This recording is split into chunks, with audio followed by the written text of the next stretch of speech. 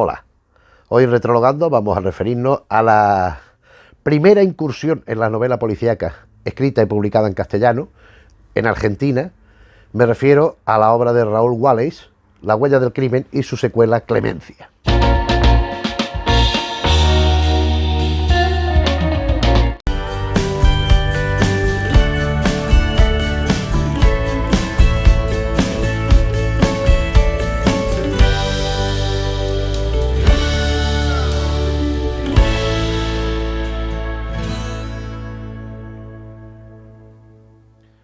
Raúl Wallis es un anagrama de un nombre, de un señor que era jurista, era abogado y escritor.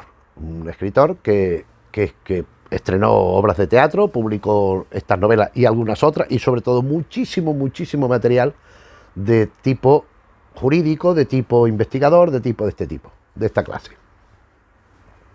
Este autor se llamaba Luis V. Varela y nació en Montevideo en 1845 y falleció en 1911 en Buenos Aires. Su familia pues se fue a Uruguay, pues huyendo del asunto político que había en Argentina, y cuando viene la caída de Rosas, del general que mandaba, regresan a Argentina. Luis V. Varela, que como vemos Raúl Wallis, Raúl es el Luis Varela, cambiada la letra V, Varela, el W es la V del V punto y la V de Varela es el anagrama del nombre. Raúl Wallis, ya digo, estudia en la Universidad de Córdoba, en Argentina, y es enseguida empieza a escribir muchísimos artículos. Es un hombre que muy inquieto, entra a la política. Él fue entre otros cargos, presidente de la Corte Suprema de Justicia de Buenos Aires, y también fue diputado constituyente. Él colaboró en un periódico. Él tuvo dos hermanos que eran dueños de un periódico y él era un articulista pues asiduo de la publicación, y ya digo, y fue escribiendo otras cosas. Entonces, entre ellas, estas novelas, que esta es La huella del crimen, que es la que hemos mostrado. Esta es la primera novela que se publica en castellano de tema policial. Él habla, porque esta edición, junto con el volumen que veremos después, es lo único que yo he encontrado de esto, con edición Notas Hipofacio de Román Seton, que es el hombre que ha compilado estas cosas y se ha dedicado a investigarlas. Entonces nos explica las circunstancias de la edición, nos habla después, porque además están muy bien estos libros porque los dos traen la novela. O sea, hay una nota inicial donde dice, pues eso, mira, aquí dice: el texto que presentamos aquí es la primera reedición en el libro de La huella del crimen, luego de casi un siglo y medio de sus dos primeras y únicas publicaciones, primero como folletín del diario La Tribuna de Buenos Aires y luego en forma de libro, ambas durante el año 1877. Entonces habla de esta novela olvidada, que no había ejemplares en ningún sitio, que en alguna biblioteca había alguno y que estaba deteriorado y tal y cual. Algo extensible a la segunda, que veremos inmediatamente.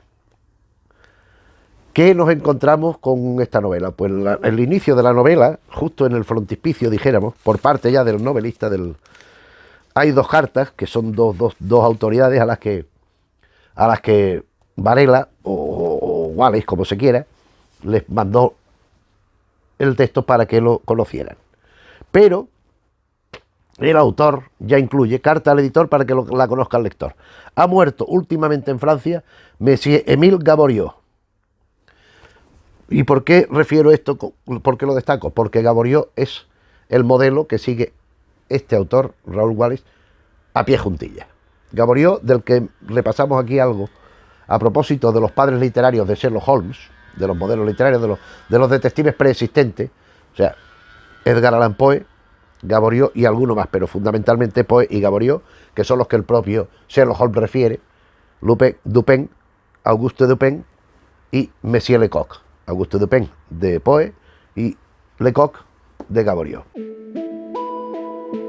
Este Luis V. Varela debía ser un lector, debía ser un hombre muy viajado. Yo no en las partes que ponen teóricas en estos libros hablan de la significación y la representatividad de estas novelas tan olvidadas en en la narrativa detectivesca argentina o en castellano, según cada tomo.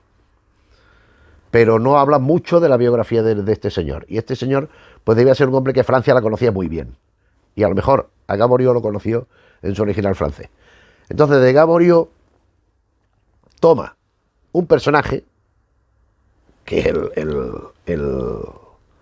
el protagonista, el detective, el investigador, Lecoq, Monsieur Lecoq, en Gaboriau, l'Archiduc, con L apóstrofe Archiduc, l'Archiduc, en Wallace, que es el que investiga. Es un investigador que va pues viendo, o sea, que se fija en las pistas físicas, toda vez que lo combina con cierto componente de la idiosincrasia de las personas que tienen alrededor, de la implicada en el caso. Es un detective que pertenece al cuerpo de policía, no es un detective privado, es un policía muy intuitivo, al que denominan el lince, y que, pues eso, ya digo, va siguiendo pistas, va pensando que a veces lo evidente, lo que aparentemente es evidente, resulta no ser lo cierto, y va averiguando, bueno, pues lo que va sucediendo. Aquí hay un personaje que introduce Wallace que a mí me parece muy interesante, que es el juez. Hay un juez en las dos novelas, que es el que va haciendo o sea, por un lado, es el que habla siempre con l'Archiduc, y por otro con pues el que hace las encuestas, el que hace los interrogatorios a los posibles sospechosos o testigos o lo que sea. Entonces, nos encontramos unos casos. Vamos a ver, hay que situarse cronológicamente en 1877, que es cuando estamos hablando, donde estas novelas no eran conocidas, no eran muy frecuentes. Por un lado, el folletín en pleno auge, ya quizás en decadencia, pero en pleno auge, algo que se detecta perfectamente en las novelas, y esto ahora hablaremos. Y por otro, que eran unas novelas muy ingenuas. O sea, estas novelas, sobre todo La huella del crimen, son muy recuperables, pero el caso detectivesco, el caso criminal, es que el lector lo intuye en 0,2. O sea, en cuanto que empieza a ver, ve lo que ha sucedido el principio, la muerte, ha pasado esto tal y cual, y ve los que pueden ser y dice este. Y ese es, claro. Lo que pasa es que entonces había pues esta ingenuidad de que no había estos textos. Entonces, esta mentalidad que podemos tener hoy, si se quiere, distorsionada, acostumbrada a estas situaciones por cine, por televisión y por la literatura, entonces no existía, claro. Entonces, ¿qué ocurre? Pues que son novelas que enseguida nos damos cuenta de qué es lo que va a suceder, ¿no? Pero aún así, en la fórmula de seguir, después hay otro elemento constante en las dos novelas. Hablo constante porque es lo que hay, no hay más que estas dos novelas. Entonces, que es que el detective en algún momento falla, propone algo y se equivoca, aunque después tenga razón, o algo que le ha despistado, pero que es muy tangencial. Pero es una forma de transmitirnos por parte del autor que el detective no es infalible.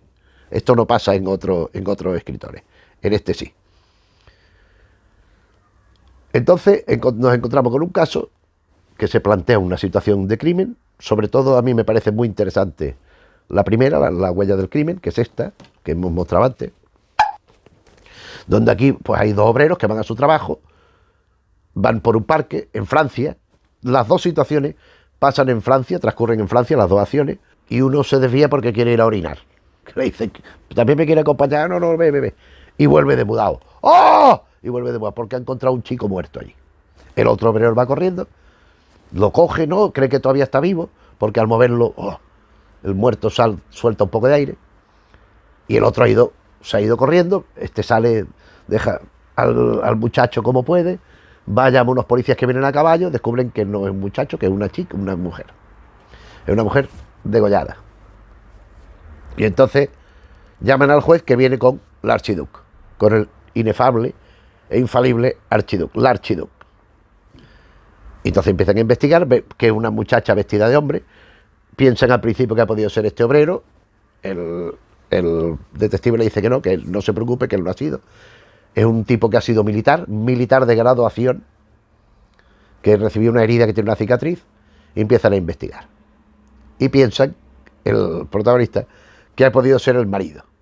El marido que estaba en otro sitio, porque había hecho... En fin, van descubriendo que el marido se había hecho pasar por una especie de militar, había estado hospedado en un sitio, en una especie de casa de huéspedes infame, allí recluido, que de pronto había robado un caballo y había vuelto el caballo solo y él ya no se había sabido nunca nada. Pero este sospechoso, según testimonio y según hablan por el telegrama y tal, por telegrama, ha estado en otros lugares, ha estado en Lyon, ha estado en Marsella, ha estado en 3 sitios, además haciéndose notar. ¿Qué ocurre? Pues que el archiduque no se lo traga y se va a los sitios y va enseñando fotos y ve que aquel no es. Entonces ven que hay una especie de suplantación de personalidad. Entonces descubren la trampa y al final pues resuelve el caso provocando la confesión del culpable y toda la pesca, que había sido un error que induce al culpable a la locura, porque él creía una cosa y después era otra. Este es un caso que dentro de la formulación del folletín, pero es bastante directo, es bastante sintético en el sentido de que vemos el caso tal cual. Hay, por supuesto, esas historias de equívocos, de melodrama. Por ejemplo, ese obrero que se encuentra no el que se encuentra que va a mear y se larga corriendo, no. El que la intenta auxiliar, creyendo que es un chico, y llama a los policías que lo llevan a la cárcel también, pensando que ha podido ser él, que el archiduque le dice que no, que él cree que él ya sabe que no. Este individuo es un obrero, pero tiene muy buenas maneras y ha sido militar de graduación, como hemos dicho. Y a lo largo de la historia descubrimos que este hombre es que ha sufrido presidio, porque él fue padrino, precisamente, del marido de la muerta, que se averiguará después, en un duelo. Y el amigo suyo mata al otro y se quita en medio. Y él va a auxiliar al herido para ver si lo pueden. Y llega la policía y creen que lo han matado a él. Y él no tiene pruebas de nada de que no ha sido él. Y lo llevan a la cárcel. Y él no dice nada para no denunciar al amigo. Pero era un noble, era un varón. Entonces, a través de la acción lo que consigue es saberse todo lo que ha ido pasando, como él ha tenido que, cuando sale de la cárcel, vivir en un sitio de mala muerte, en un barrio chungo y tal, y recupera toda su nobleza y tal, gracias a la resolución del caso. También el conflicto que da origen al asesinato, que es un error, el asesino cree una cosa y resulta ser otra, que eso se resuelve en 2 páginas, por cierto, también es muy propio del melodrama del folletín. O sea, la historia es bastante folletinesca, de hecho se publicó como folletín en la primera página, en la parte inferior del periódico este que hemos dicho al principio. Pero bueno, es un caso de detectivesco bastante bien llevado. Y bastante caso detectivesco en sí, más que folletín. Algo que no sucede en la continuación, Clemencia. Clemencia es la segunda parte directamente de La huella del crimen, de una proyectada trilogía, porque iban a ser 3, pero la tercera no se ha publicado nunca y no se sabe con certeza si la llegó a escribir el Luis V. Varela el Raúl Wallace, como se prefiera. Clemencia tiene más errores que en la labor detectivesca que La huella del crimen. No hay tanto el proceso de investigación, está bastante reducido en Clemencia, y lo que está muy ampliado es el tema del folletín, lo que en mi opinión es mucho peor. Y aquí nos tenemos que remitir a Gaboriau por fuerza. Me he traído las novelas de Gaboriau para que se vea un poco la extensión, para que se comprenda lo que quiero decir. En las novelas de ese tiempo, del siglo XIX, esos folletines, pues tendían mucho a incluir material melodramático a tope, porque era una lectura, y que en La huella del crimen, el propio Raúl Wallace lo reconoce, va destinado no solo a los hombres, sino también a las mujeres. Y pensaban que a las mujeres les llamaba mucho la atención estas cosas. Entonces, si uno coge las historias de Lecoq, el proceso Lerouge, mira que Tommy... ¡Uy! Se me ha desprendido la contraportada. Bueno, ahora la arreglo. El proceso Lerouge, pues es bastante extenso. Fíjate que letrita, y esto es bastante amplio. Donde, en la primera aparición de Lecoq, donde hay bastante de melodrama. Lo mismo en El crimen de Orcival, que son estos 2 tomos, quizá menos. Aquí aparece más el Lecoq, vemos más la investigación, y ya llegamos a los siguientes, que son el remate. Esto es el expediente, el legajo, esto tiene distintos títulos. Número 113. Este libro entero. Esto hay ediciones que yo creía tener alguna, pero no sé, no la he encontrado, donde en la página la primera página de texto Los editores explicaban que habían quitado, habían eliminado gran parte de la historia melodramática que no tiene nada que ver con la historia detectivesca, que a fin de cuentas es la que nos interesa. Porque esto, si no, estos son 2 tomos. Mira, aquí está, hasta aquí el primero y este el segundo, encuadrado en un volumen, pero son 2 tomos larguitos. Y aquí pues aparecen pues historias que nos interesan al asunto detectivesco. Como ocurre con esta otra, también no menos larga, Los esclavos de la culpa, donde aquí 3/4 partes son el melodrama, que no afecta para nada, es una historia paralela que de alguna forma justifica y desarrolla los personajes sobre los que se basa el caso detectivesco, que insisto es lo que interesa. Y ya el remate del tomate es Lecoq, Monsieur Lecoq, que son 3 tomos. Son 3 tomos. Aquí tenemos Monsieur Lecoq, que era el primer tomo, y después los 2 en francés eran 2 tomos, El honor del nombre, que como se puede ver son distintas portadas, aunque no pone volumen 1 ni 2. Y estos 3 tomos, en español, han conocido distintas ediciones abreviadas. Yo tengo esta, del folletín, que esto es Por el honor del nombre, pero he resumido los 3 tomos de Lecoq. Esto es Lecoq completo, el caso policiaco. Y el otro es lo mismo que los 3 tomos. Lo que pasa que quitada toda esa paja de cosas que no interesan para nada.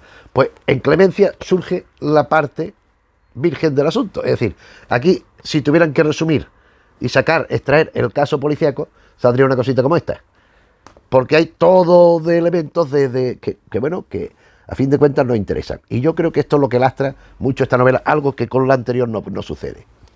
Porque aquí, para empezar, nos encontramos una señora que se llama Luisa, que tiene un hermano, que es un individuo que se quería casar con una chica de toda la vida, que era su novia, que era una especie de prima lejana, y a esta prima la casan con su tío, con el tío de ellos, de los 2, que es un hombre viejo, un hombre mayor, bastante mayor que ella. Y él de entonces, como está despechado de amor, se dedica a acostarse con una y con otra, siempre mujeres casadas. Y empieza a tirarle a la prima, a tirarle. Y la prima está desesperada porque no quiere serle infiel a su marido, que lo quiere mucho, que lo trata muy bien, aunque no puede tener hijos porque él es muy mayor. Y resulta que la hermana, porque el tío ya descubre que este sobrino suyo le va a poner los cuernos. Entonces, la sobrina, no la que le va a poner los cuernos a la esposa, sino la hermana del que lo quiere engañar, trama un plan, lo citan en un sitio y ella va disfrazada, porque era un baile de máscara, a hacerse pasar por su prima, para decirle al otro que se vaya de Francia, que se vaya de París. Pero con tan mala suerte que el otro le pone una droga, y la droga la narcotiza, la deja groggy, la lleva a un sitio y no sabemos qué pasa. El tío aparece por allí, cuando el infame se va, el engañador este se va, y ella sale, muy compungida y tal y cual. Toda esa trama lleva al caso porque hay un editor, un señor, es que tampoco sé muy bien cómo explicarlo, porque es un señor que vende libros, pero también los edita, entonces tiene la casa en un sitio, dentro de una edificación, en otro lado tiene la tienda, los almacenes, y allí vive el empleado también. Entonces este empleado tiene una mujer que es una casquivana, que desde que se casó nada más que hace que engañar al marido. Tienen 2 hijos que el marido llega después a sospechar, al final se sabe que sospecha que no son suyos. Y hay un señor, que es este que estamos hablando, que le quiere poner los cuernos, por lo que hemos contado, porque nada más que se quiere acostar con mujeres casadas y tal y cual, y se los pone, y se hace amante de ellas. Entonces el marido, de pronto aparece un día chillando, sale el empleado, el que engañaba, corriendo, que han matado a mi mujer, Viene la policía, investiga, ven que hay allí un abrigo, un paletó, con una funda de un cuchillo, que resulta que es del cuchillo que han degollado, porque aquí también la degüellan a la señora en la cama, y ha sido él que me estaba engañando y se ha cargado. Viene el juez, que aquí recibe el nombre Chaval, en la anterior no tenía nombre, bueno, con l'Archiduc. Y entonces empiezan a investigar el caso. Pero en la investigación del caso también se intercala una historia del Archiduc, porque el Archiduc pide que le asista un forense determinado, que era un amigo suyo, y cuentan que este amigo suyo se conocen desde niños y estudiaban juntos medicina. Pero hubo un problema y tal, también por nobleza, el archiduque no reconoce, no delata a nadie y lo meten en la cárcel. Y es por una chica, y la chica, porque él defiende a una chica, que era de un tío que era un grosero, le estaba faltando, le había pegado y tal, y el archiduque la defiende. Entonces le pega al otro, que se lo carga, que si no, y se lo llevan a la cárcel. Y en la cárcel van a verlo la chica aquella y este amigo, médico. La chica termina siendo su esposa, que siempre se habían tratado como angelitos de la caridad, como niños pequeños, pero de pronto ya le entra el furor y se casan y tienen hijos como los conejos, que ahora volveré sobre esto. Y este amigo, que cuando sale de la cárcel el archiduque, lo lleva a la policía, porque en la cárcel nada más que hace que leer casos policíacos, periódicos y derecho y tal y cual. Y lo lleva a la policía recomendándolo como agente. Y descubren que es un portento como investigador y lo ascienden a inspector inmediatamente y tal y igual. Entonces nos cuentan que esta prehistoria del archiduque. El primer caso del archiduque, en este sentido, es un caso doméstico, también aquí incluido, porque él, todos los días, al hijo le compraba juguetes, le llevaba los juguetes allí. Y en la casa estaba la nodriza, la niñera, que diga, el ama de llave, la mujer, tal. Y de pronto ve que el niño cada día tenía menos juguetes. Le desaparecían los juguetes, él le traía nuevos, pues le desaparecía. Entonces él intenta pillarlo, le dice a la gobernanta esta que le ayude, a ver si descubrimos quién es. Y le siguen desapareciendo los juguetes y nada. Ya podemos suponer quién era, quién le mangaba los juguetes, porque tenía otro hijo. Y como eran más pobres, pues el niño no tenía juguetes, pues le mangaba a este los juguetitos. Pero a mí me hace gracia porque es que cuando lo descubre, a ver si encuentra un trocito, el archiduque le dice que ya no le va a pasar más, porque le va a dar los juguetes que sea. Dice, es usted una excelente madre, pero ya no penaréis más ni tendréis remordimiento. Vuestro hijo tendrá juguetes como el mío. Y la señora dice, señor. Y dice él, sí, porque si no lo diera yo, vos lo seguiríais robando. O sea que le va a comprar doble para que no se los manguen los del suyo. En fin, ese es el primer caso. Y entonces siguen, bueno, pero esto es como un flashback, averiguando lo que ha pasado con la muerta aquella en la cama, con el amante y con el malotro de la moto. Y también es bastante evidente y bastante obvio todo lo que pasa. Pero el caso ya se reduce mucho. Hay mucho alrededor. Tanto así que el inicio de la novela, que si uno coge el índice ve que son 2 partes. La primera, Clemencia, que son 8 capítulos. Y la segunda, Elena, que Elena es la muerta, la asesinada, que es todo el resto, que son 17 episodios, 17 capítulos. Y la primera parte es una señora que habla con un argentino, porque el caso en sí, lo que es la parte de Elena, transcurre en París como la anterior novela. Pero en la primera parte incluye ya elementos de Argentina. Es un americano que se llama Rafael, y hay un tal Mauricio, que hay un muerto también, hay uno que se suicida, porque sabe que su mujer era un hombre mayor, su mujer está enamorada del joven este.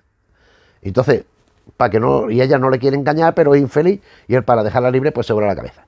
Entonces ella le cuenta la historia, Clemencia le cuenta la historia de cómo llega ella a ser. Porque resulta, que no lo he contado, porque se me había olvidado, pero creí que lo había contado, pero no, lo voy a decir ahora. Porque resulta que esta de la primera parte que estamos hablando, esta Clemencia, es la que nos narra todo lo que ha sucedido en el discurso lógico de la novela. ¿Por qué?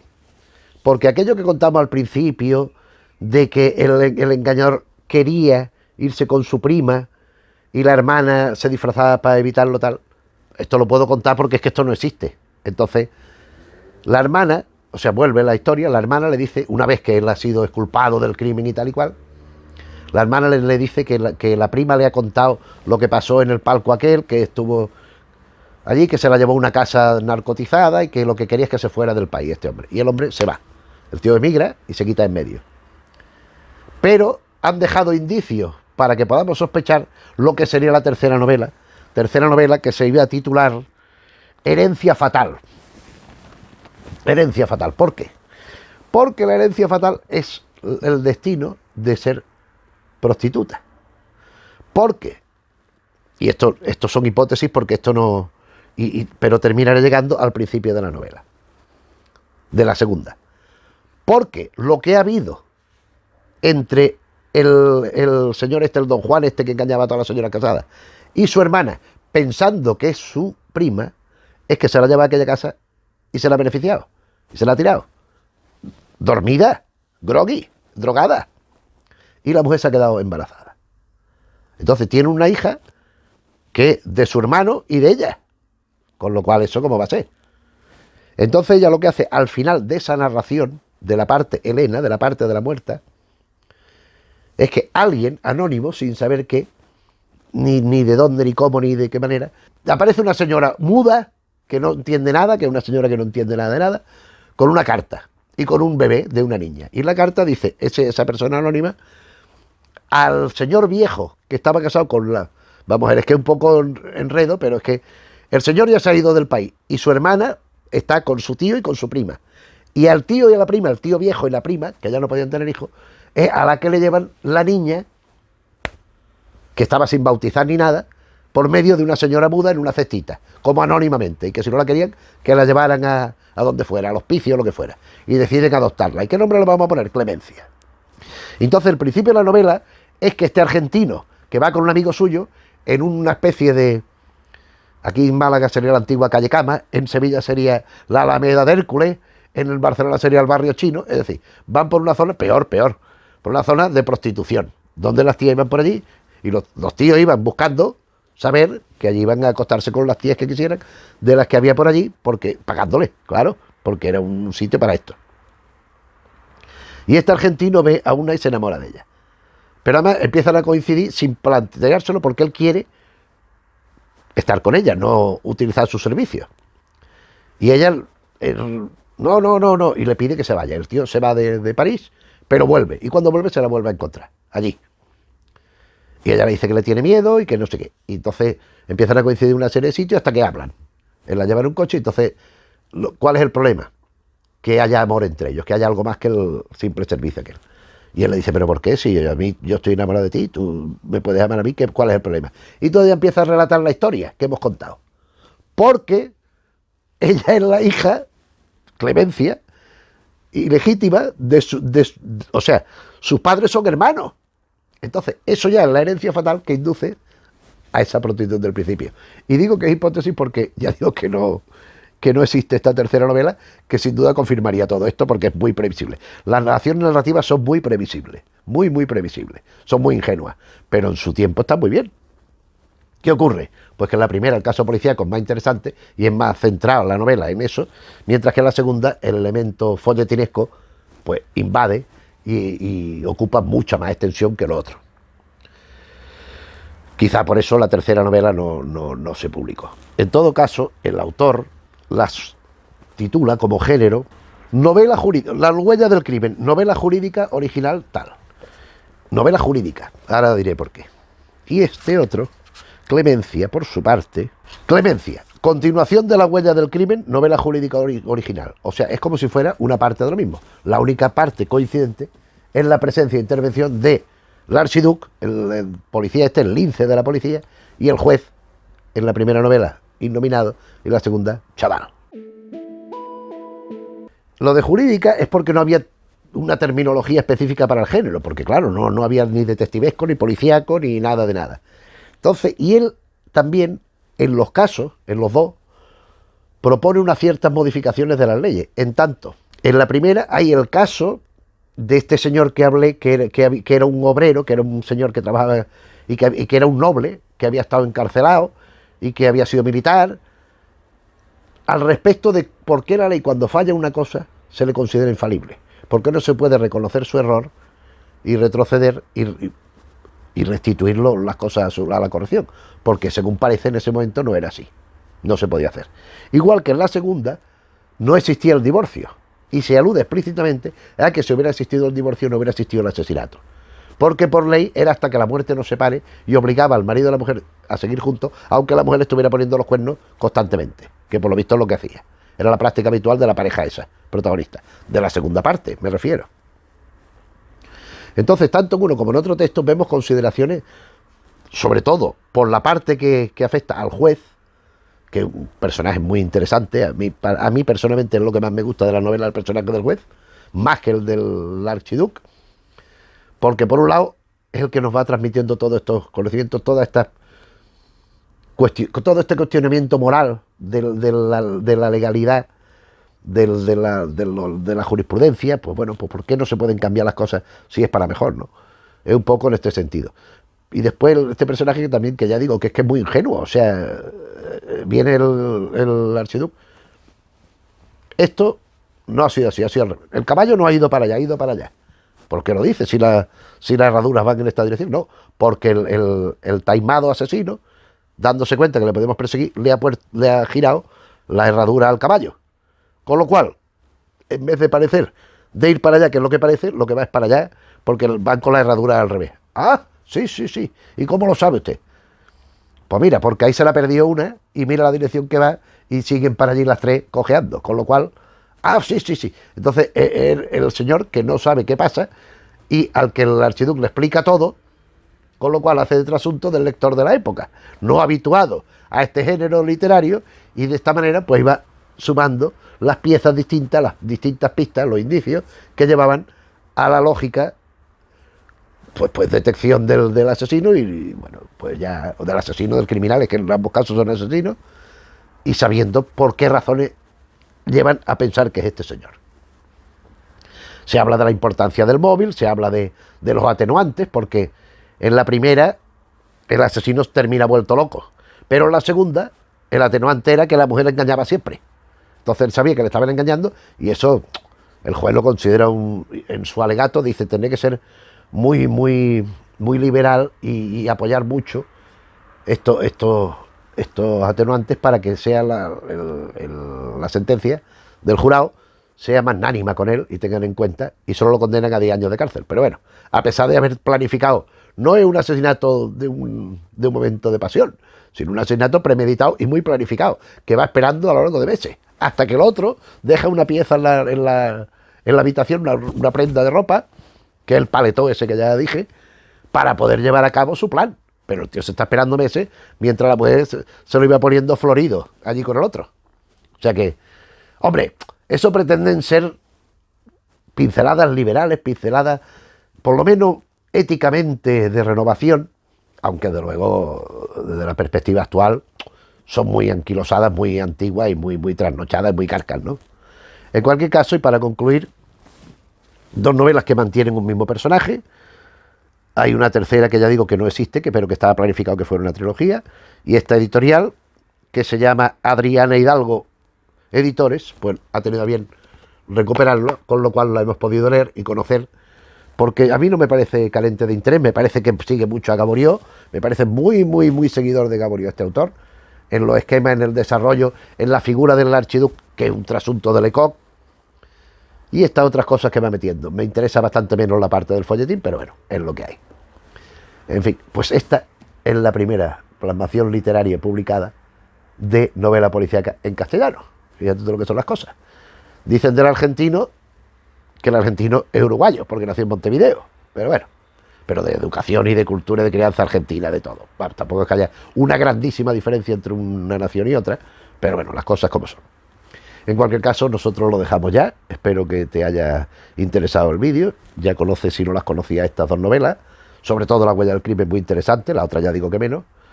Y yo, pues sí, la primera sí recomendaría que se leyera. Incluso la segunda también. Bueno, pues por conocer un poco las inquietudes de la época del autor, aún dentro de ese folletín. Pero tampoco es para tirarse a los perros. Son unas novelas dignas y bien escritas. Y sobre todo eso, son unos antecedentes de lo que vendría después. Sobre todo en la época de esplendor de la novela negra, de la novela detectivesca, en el mundo en general, en la cultura occidental y en el español en particular, que empieza en 1915 y se extiende hasta 1943, más o menos. Después ya va viniendo lo actual, lo que ya conocemos más los de ahora. Pero esta época es muy importante y se inicia, el antecedente es esto, y el enlace intermedio es Emilia Pardo Bazán con La mancha de sangre. Pero con la gota de sangre, Pero eso ya hablaremos en su momento. De momento lo dejamos aquí. Gracias por la atención. Si el vídeo te ha parecido interesante, le puedes dar al me gusta. Si te interesan estos temas que vamos tocando en un vídeo y otro de lunes a viernes, pues te puedes suscribir. Aconsejar a la gente que sepas que le puede interesar, que creas que le puede parecer bien este canal, pues se lo puedes decir que existimos, por si se quieren suscribir. Y nada más, pues nos vemos en otro vídeo. Un saludo.